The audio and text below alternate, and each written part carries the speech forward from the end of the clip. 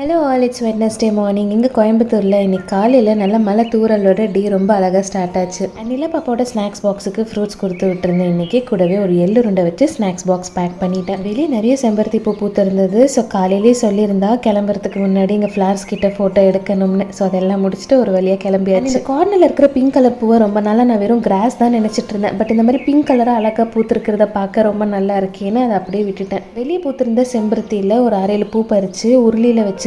So வீட்டுக்கு முன்னே என்ட்ரன்ஸில் வைக்கிறப்போ அவ்வளோ அழகாக இருந்துச்சு பார்க்க. மார்னிங் ஹஸ்பண்ட் சிக்கன் வாங்கிட்டு வந்திருந்தாங்க. லாஸ்ட் சண்டே சிக்கன் எடுக்கல. ஸோ அதனால இன்னைக்கு சிம்பிளாக சிக்கன் குருமா தான் செஞ்சுருந்தேன். பாப்பாவோட பிரேக்ஃபாஸ்ட்டுக்கு மினி தோசாஸ் தான் ஊற்றிருந்தேன். ஸ்கூலுக்கு கிளம்பணுனாலே ஹாப்பியாக கிளம்பிடுவா. ஸோ அதனாலேயே பிரேக்ஃபாஸ்ட் அரைகுறையாக சாப்பிட்டு தான் கிளம்புவோம். அதனாலே ஸ்நாக்ஸ் பாக்ஸ் கொஞ்சம் ஃபில்லிங்காக ஹெல்த்தியாக இருக்கிற மாதிரி தான் பேக் பண்ணிட்டு இருக்கேன். ஏன்னா வீட்டுக்கு வந்து அவள் லஞ்ச் சாப்பிட்றதுக்கே 2 மணி ஆகும். இன்னைக்கு இட்லி நல்லா மெதுன்னு சூப்பராக வந்திருந்தது. இந்த காம்பினேஷனே ஹஸ்பண்ட்க்கு ரொம்ப பிடிக்கும். மினிவில் பிடிச்சிருந்தா மறக்காமல் ஒரு லைக் கொடுங்க. அடுத்த வீடியோவில் பார்க்கலாம். பாய்.